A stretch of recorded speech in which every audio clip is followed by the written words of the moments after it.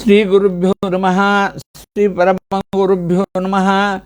श्रीमदानंद तीर्थ भगवत पादाचार्य गुरुभ्यो नमः। श्री राघवेंद्र तीर्थ गुरुभ्यो नमः। हरिः ओम।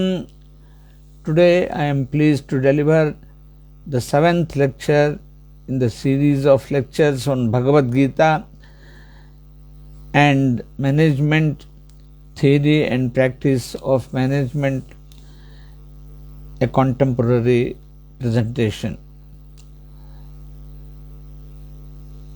We have learned that the main message of Bhagavad Gita is that everyone should perform his or her duties in the Nivrutta Karmanushthana framework.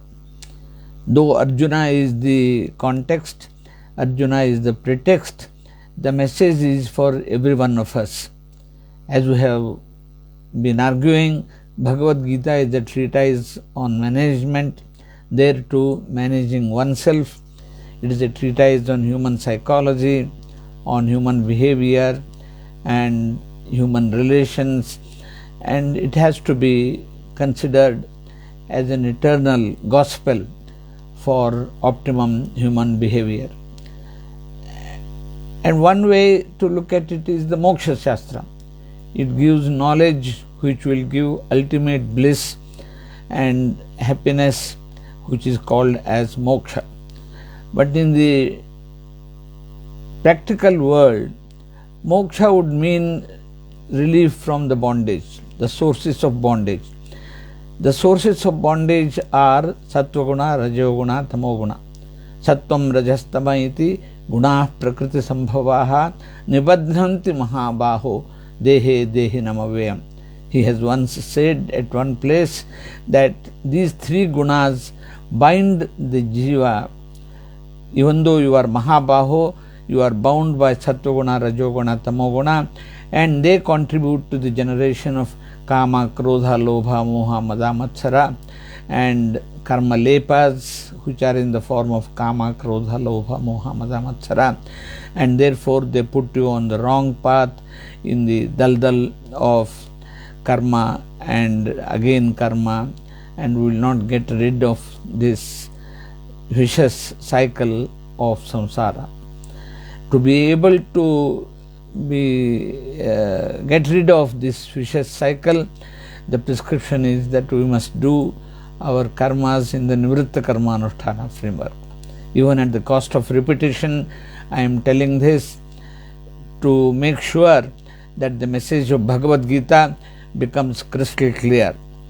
The Nivrutta Karmanushthana, again at the cost of repetition I say, consists of 4 components. One is the performance of the prescribed duties, and the second is the doing the karma without any obsession about rewards, phalapeksha rahitya, karmanyevadhikarasте ma phaleshu kadachana ma karma phala heturbhuhu mate sango astu akarmani. And then doing it with the robust objective of serving the God, the robust objective of serving the mankind, serving the corporate sector, serving the society, serving for human welfare, and these are the robust objectives, not with any personal agenda.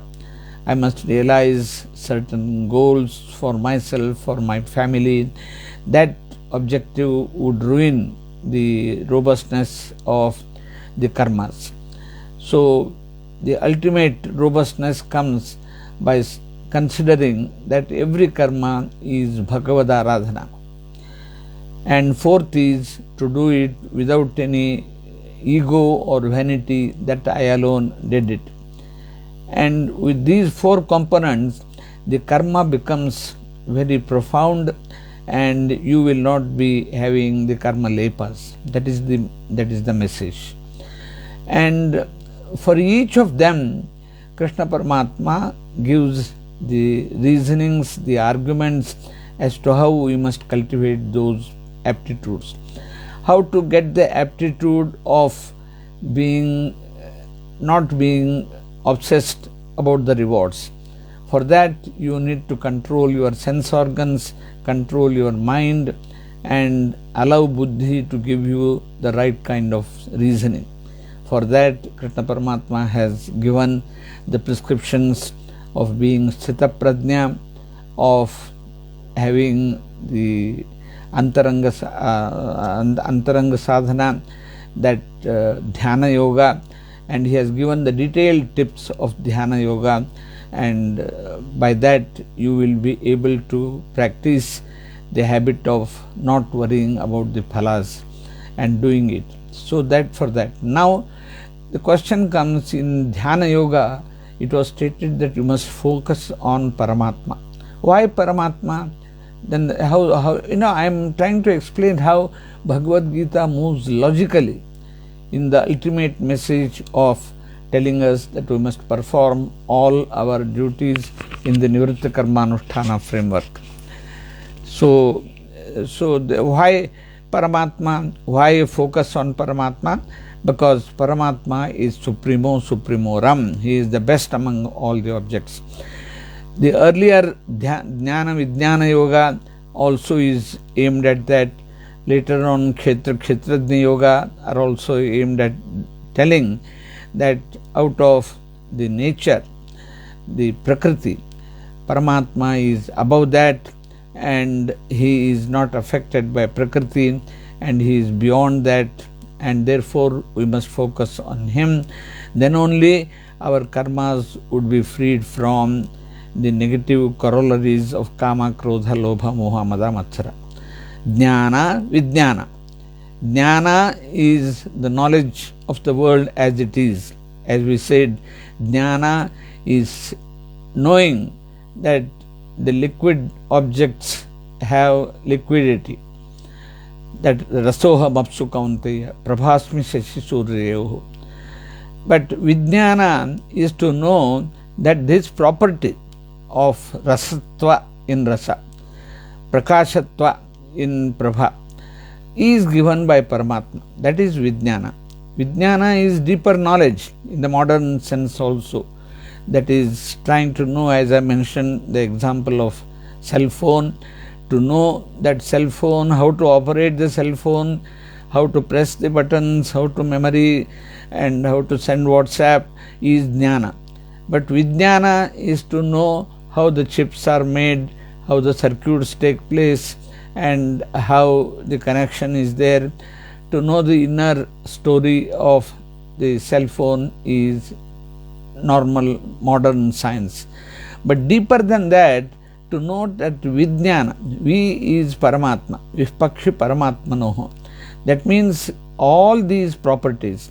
Who has given the ability for the signals to move from one place to the other, to go from here to the satellite and come back within split second? Who has given this capability to the signals? Who has given to this capability for the instruments, for the medium to give this property? That is Paramatma. Because he has created it, we have been able to use it. That is the deeper knowledge of Vijnana. So Jnana Vijnana. By this we again feel convinced that Paramatma is great. Now in the 10th Adhyaya, called as Vibhuti Yoga, Krishna Paramatma further elaborates on his Sarva Vyaptatva and Sarvottamatva. He first says that all the modes, he says, Bhuya eva mahabaho srinume paramam vachaha yatteham priyamanaya vakshami hitakamyayan name vidusuraganaha prabhavanna maharshayah aham adirhi devanam maharshinam cha sarvashaha yomamajam manadim cha vetti lokamaheshwaram asammudha samarteshu sarvapapayih pramuchyate. He says, I am the topmost, I am the foremost, I am the best among all the Chetanas. I am therefore Paramachetana. I am Parama Atma. And it is all the modes that are there in the human beings are created by me. Who has created Buddhir Jnanam Asammohaha Kshama Satyam Damasya Mahan, Sukham Dukkham Bhavo Bhavo, Bhayancha Abhayamevacha, Ahimsa Samata Tushtihi, Tapodanam Yasho Yashahan, Bhavanti Bhava Bhutanam, Matta Eva Prathagvidhaha. He says our moods, our emotions, our aptitudes, they are all provided for by me. They are created by me means I have provided. Who has given the aptitude or the tendency of smile, of laughter? Paramatma has created this as one of the characteristics of human beings, laughter. Animals do not show their laughter, but human beings have got the laughter. This laughter as an ability has been created in human beings by whom? By Paramatma. That is how we must, it's not that he controls our situations of laughter, but we must understand that he has given these capabilities and we have to make use of them whenever required at the appropriate places. He has given the ability to see the objects through the eyes, to smell the objects through the nose. All these abilities he has given. And with these abilities, he says, you do your duties. Earlier we have seen how he has said, Sahayajna praja srashtva purovacha prajapatihi anena prasavishyadhvam yeshavostvishta kamadhuk. We have seen yajna. Yajna means actually capability. Yajna means the activity.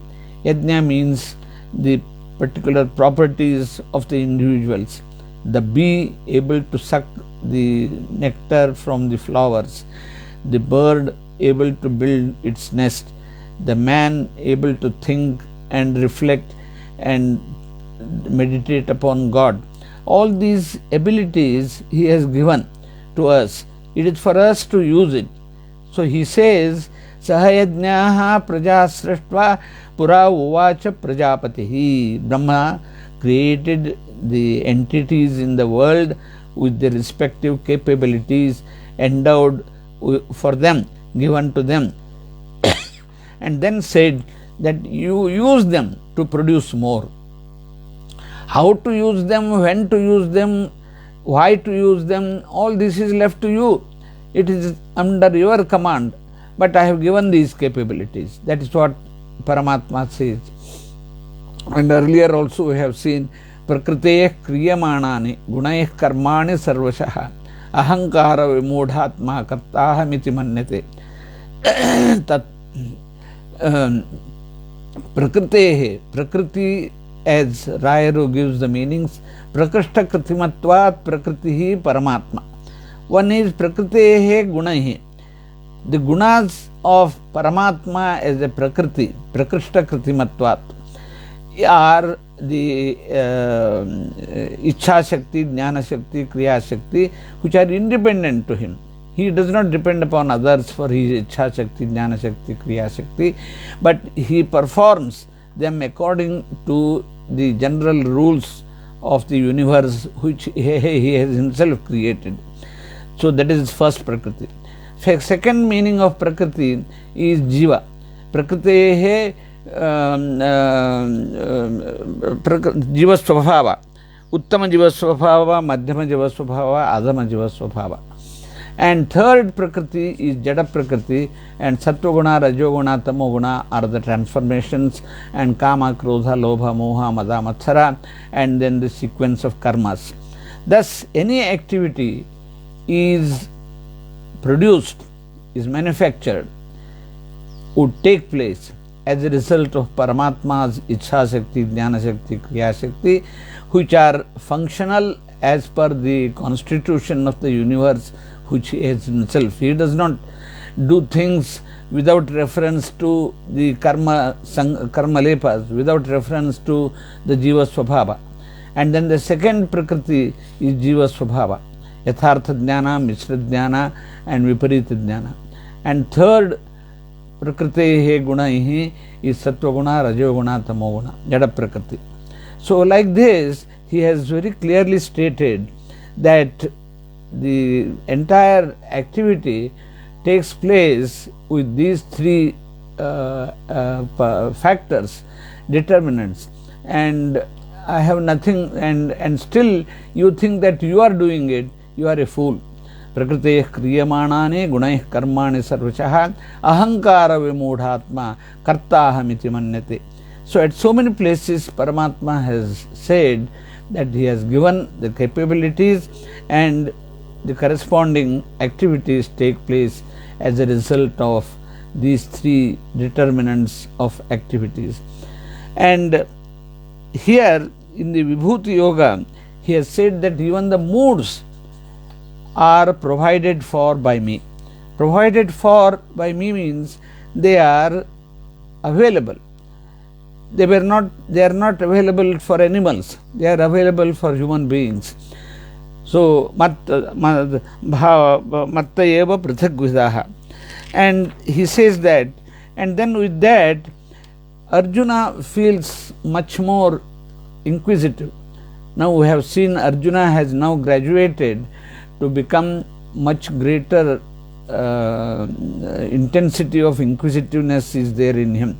He is not talking in very simple terms like I will not fight, I will not kill, I will go to sannyasa, I will do bhikshatana, and all such simple things he was saying earlier. But now, having got the knowledge from Paramatma, he keeps on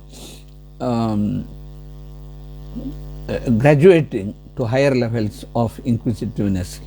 Now he, having learnt that the moods are created by Paramatma, and so Paramatma is Supremo Supremoram, he wants to know how he pervades everywhere and how he is all powerful, how he is everywhere.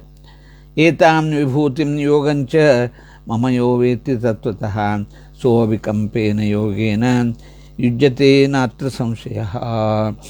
And then Arjuna asks, Param Brahma Param Dhaman Pavitram Paramam Bhavan Purusham Shashvatam Divyam Adideva Majam Vibhum Ahustvam Rishayas Sarve Devarshir Naradastatha Ashito Devalo Vyasaha Swayam Chaiva Bravishimi Sarvametadrutam Manne Yanmam Vadashikeshava Nahiti Bhagavan Vyaktim Vidurdevana Danavaha.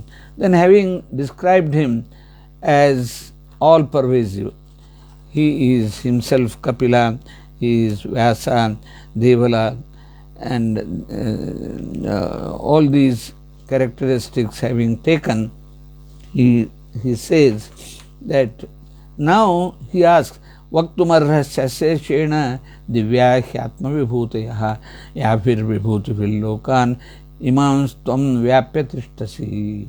Now he becomes inquisitive. So Paramatma is having still more powerful manifestations. And how do I know that? And when he asks, Katham vidyamaham yogim svam sada parichintayan keshu keshu cha bhaveshu chintyo shri bhagavanmaya. Now, you said that for dhyana yoga, we must focus on Paramatma. But Paramatma is having so many varieties of manifestations. How do I focus on him in a particular situation and meditate on him? So, Vistarenatmano yogam vibhutim janardana bhuyah kathayat traptirhi srinvato nasti me amritam. It is almost like Amrita Praya. Your Vakya is almost like Amrita, nectar.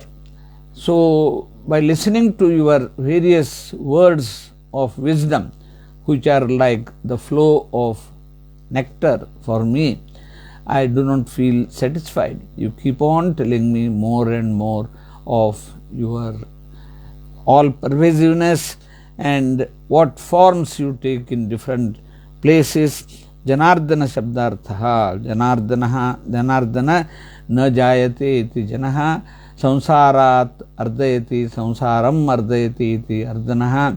So So the one who does not have any birth and death, and one who is able to remove the samsara for the bhaktas, that is Janardana.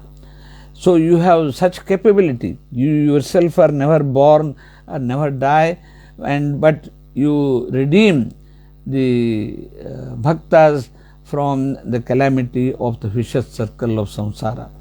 And such a capable person, you tell me your vibhutis. So vibhuti is samarthya, vividhataya bhutam rupam cha, being in different forms. So Rayaru later on gives the definition of vibhuti. Soon he gives dvividham hi bhagavato vibhuti rupam pratyaksham tirohitam cha tatra pratyaksham vishnu kapila vyasa vasudeva ramadi rupam tirohitam tu padartheshu anyataha utkarsha pradatvena sannihitam dvividha vibhuti rupani sankalayaha adityanamiti. Rayaru gives that there are two varieties of Vibhuti Yoga, Vibhuti Rupa. One is to Pratyaksha, which is directly visible, and the other is Tirohita. It's not directly visible, but it is implicit. How implicit? It is implicit in certain objects by the special presence of Paramatma, special endowment of qualities, capabilities, special powers in particular objects, special features in the particular objects. By that we realize that he is greatly manifest. He is there in all the objects as its niyamaka, but in some objects he manifests himself to a greater extent. That is called as vibhuti. Now he keeps on giving some examples of these special features. Sarva tirohitam tu padartheshu anyataha utkarsha pradayitvena sannihitam. The special product, special item, special entity in which Paramatma's presence is much more manifest is called as vibhuti. He gives a number of examples from different fields, different environments, to demonstrate as to how among each class of objects there is one object which has explicit, very clear, very special manifestation of Paramatma. He keeps on telling like this, that is Adityanamaham Vishnuho Jyotisham Raviramshuman Marichir Marutamasmi Nakshatranamaham Shashi. Dwadasha Adityas are there. Among them Ravi.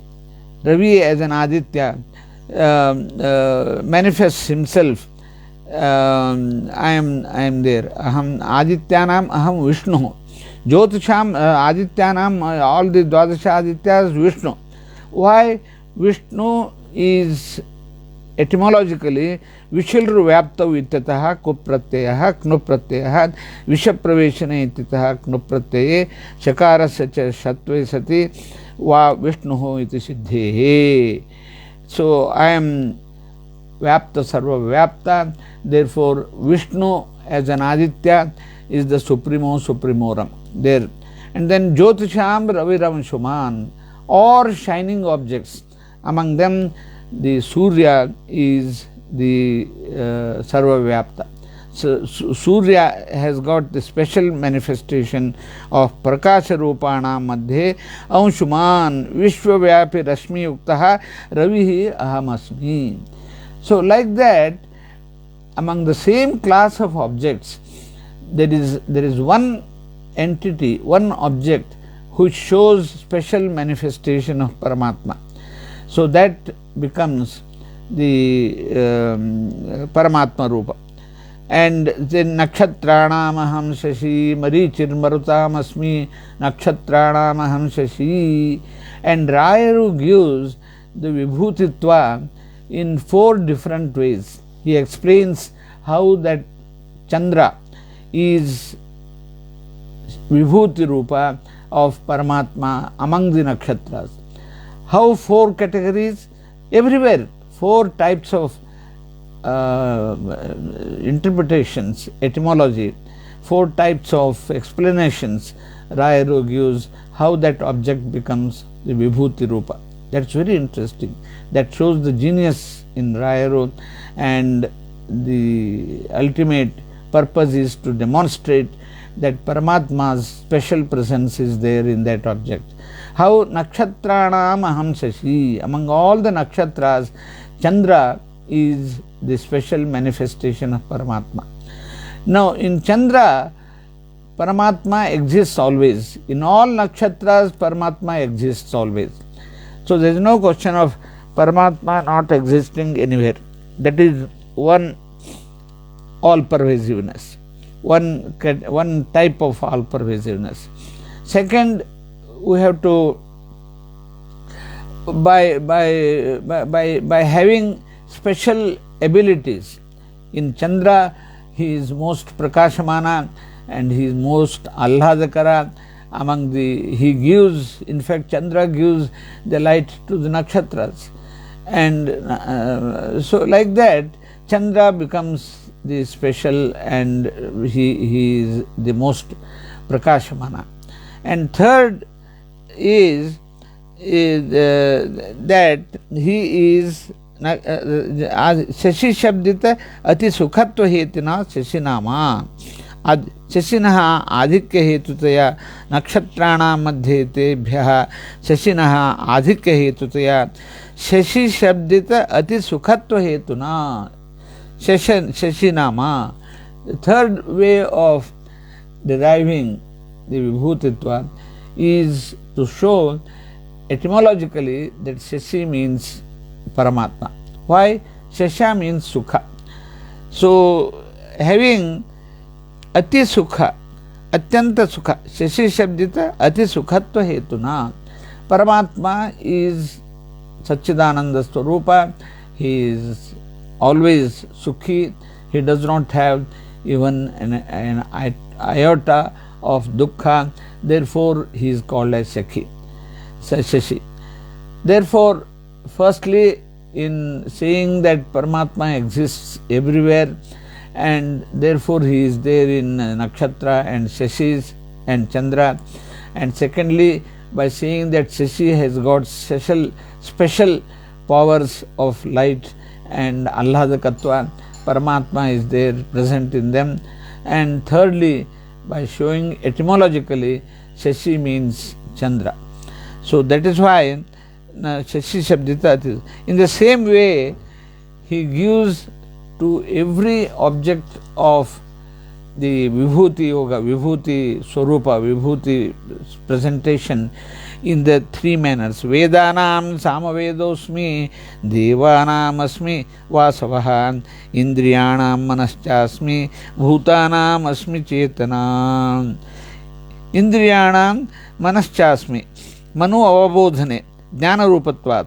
Manutehe asun. Manu avabodhane means jnana. Because he is manifestation of jnana, he is special form there. So like that. And in the same way, Rudranam Shankarashasmin, he is Shamkaroti iti Shankara. The etymological meaning of Shankara is Sham is Sukham, Anandam, Shantim, Alhadam, Karoti iti Shankara. Therefore, the most powerful Allhadakara Vastu is Paramatma. Therefore, he is Shankara. Similarly, in various other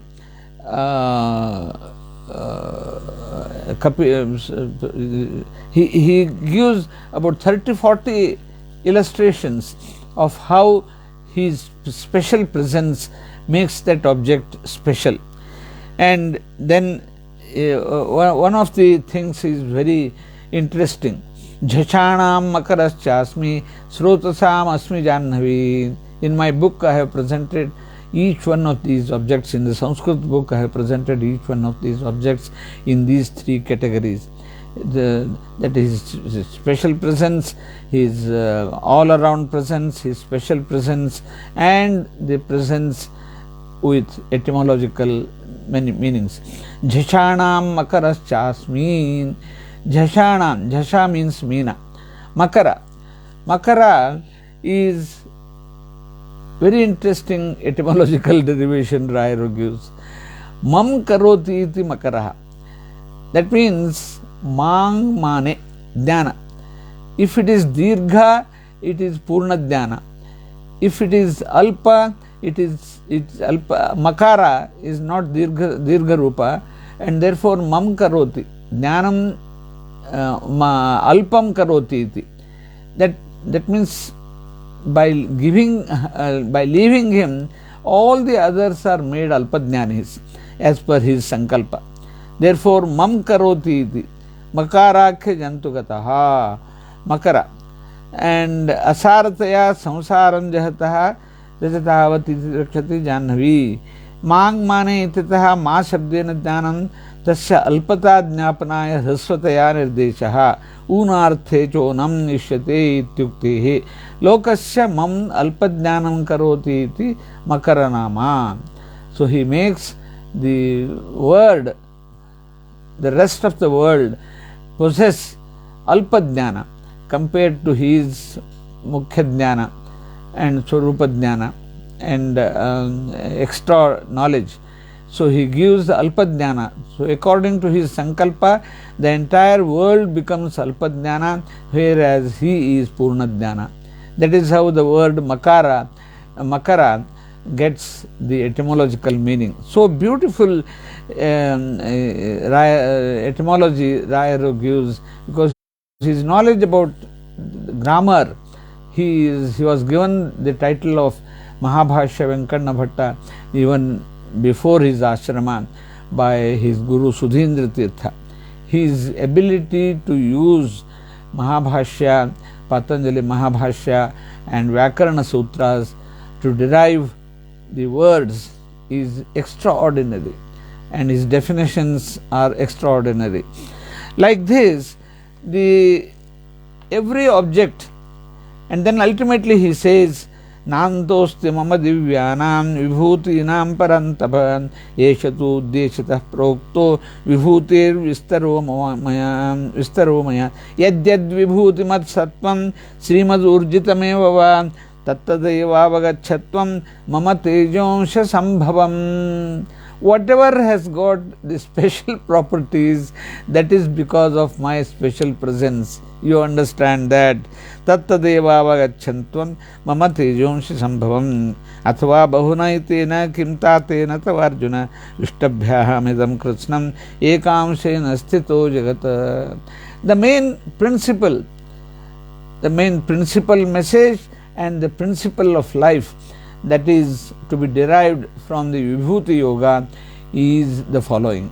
We must look for excellence in every object, in every group of objects, and we must aim at understanding Paramatma, means we must aim at moving towards excellence.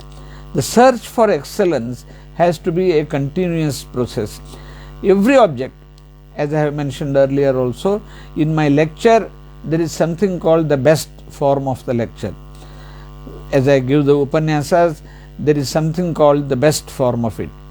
And if I am able to go near that best form, which is itself Paramatma's special presence, then I would have realized Paramatma, I would have got the pleasure of going near Paramatma.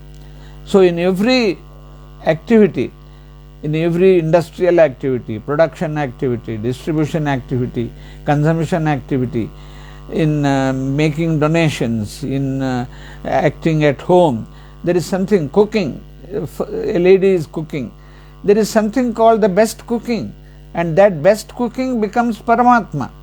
And she must aim at not ordinary level of cooking, but she must aim at moving towards the best cooking. And the best cooking makes her go near Paramatma. Every activity, we are going to the temple and doing the sweeping of the floor, for instance. But in sweeping of the floor, there is something called the best form of sweeping. Don't allow any speck of dust to remain. Wash it and clean it. And that itself is the special presence of Paramatma. So in every activity there is something called excellence, and the principle that Vibhuti Yoga gives you is that you search for that excellence and try to achieve it, and once you achieve it, you have got the highest efficiency in your work. For everyday life, for management, for practicing our administering our activities, this is the principle which Vibhuti Yoga tells us, and without that we will not be able to achieve the best. So as I said, in every situation there is a lesson for us for our everyday life, and if we know how to derive it, we will make best use of Bhagavadgita. Otherwise it will remain as a very esoteric text aiming at giving you moksha. It is there as moksha, the ultimate bliss, but for everyday life, even all the Shastras, Puranas, Vedas, Upanishads, Smritis, all of them are meant to give certain lessons for our everyday life. We have to make our existence happy, blissful, harmonious, peaceful, then only you will be able to achieve the ultimate blissful state.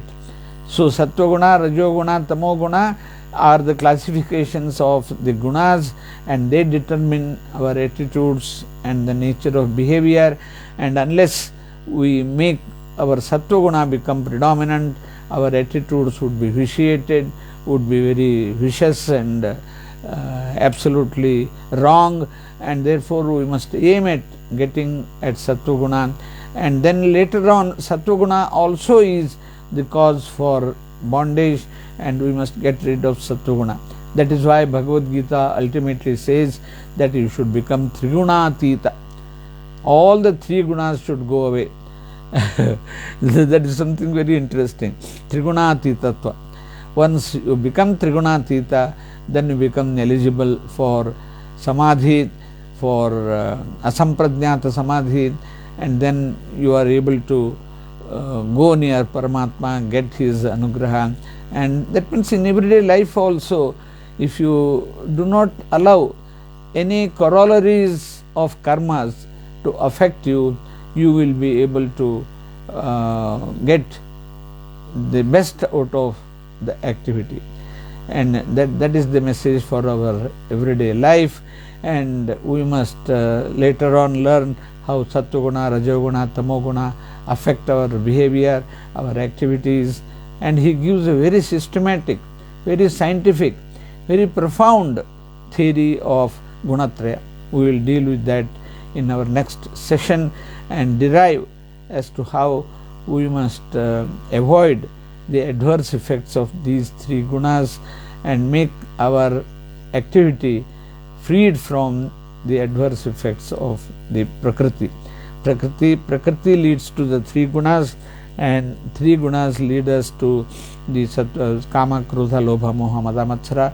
We must get out of these karma lepas by managing our activity in a Nivrutta Karmanushthana framework as Bhagavad Aradhana Buddhi. So in order to enable you to have the aptitude of Bhagavad Aradhana Buddhi, you have to be convinced that Bhagavan is Sarvottama, Sarvatantra Swatantra, Sarvavyapta, and he is the giver of all our abilities. Then you will not get the vanity that you did it, and therefore all these are meant as tips for very normal behavior, very optimum behavior in our everyday life. And then every person gets into this mode of regarding Paramatma as the greatest and keeping him as the focus of his behavior and activities, then the life would be very happy, blissful. That is the ultimate message of Bhagavad Gita. We'll stop here. Yatra Yogeshwarah Krishna, Yatra Partho Dhanurdharaha, Tatra Sri Vijayo Bhutihi, Dhuvani Tirmatirmama. Sri Krishna.